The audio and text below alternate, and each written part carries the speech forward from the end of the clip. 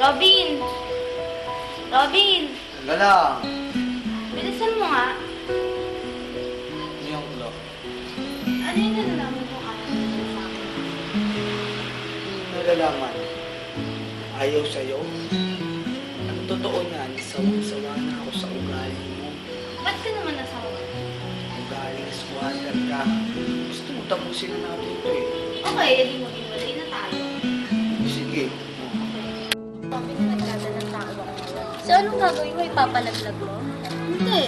Bubuhayin ko lang ako lang mag-isa.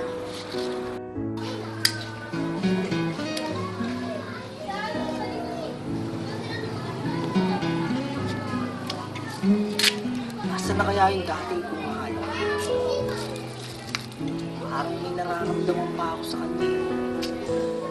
6 na taon na rin na nakakalipas. Siguro kailangan ko manapin siya. Para iyang-iyangin niya siya sa'yo. Sabi ko nga.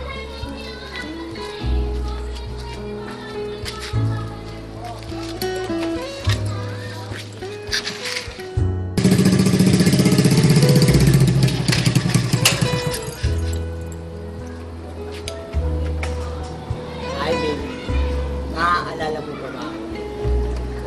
Oo, bakit?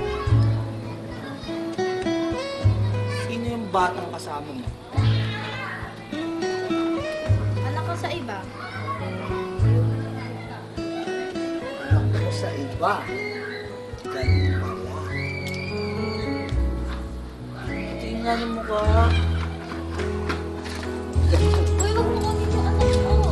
Anak! Alis ka dito. Bakit?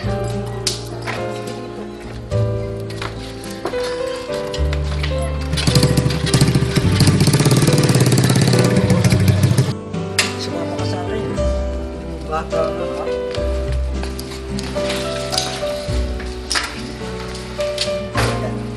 Bukad yun. Sino tatay mo? Sino yung tatay mo? Sabi ni nanay, patay na po.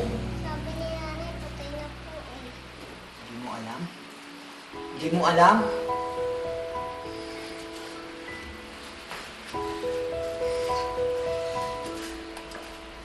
Yo. Nandito sa akin ang anak mo. Magdala ka ng 1,000,000 at magkakabalikan tayo. Ibibigay ko sa iyo ang anak mo. Punta ako. Huwag mo nasasaktan yung anak ko. Tumigil ka. Nasaan ang 1,000,000? Wala akong dalang pera. Pagmamahal ko lang ang kaya ko nabigay sa'yo. Niloko mo ba ako sa mga sinasabi mo? Ha? Hindi. Asa yung anak ko? Sabrina, ang bata. Ito na po, boss. Pwede ko ba siyang mahawakan kahit sigurd lang? Bibigyan kita ng 5 segundong mabilis.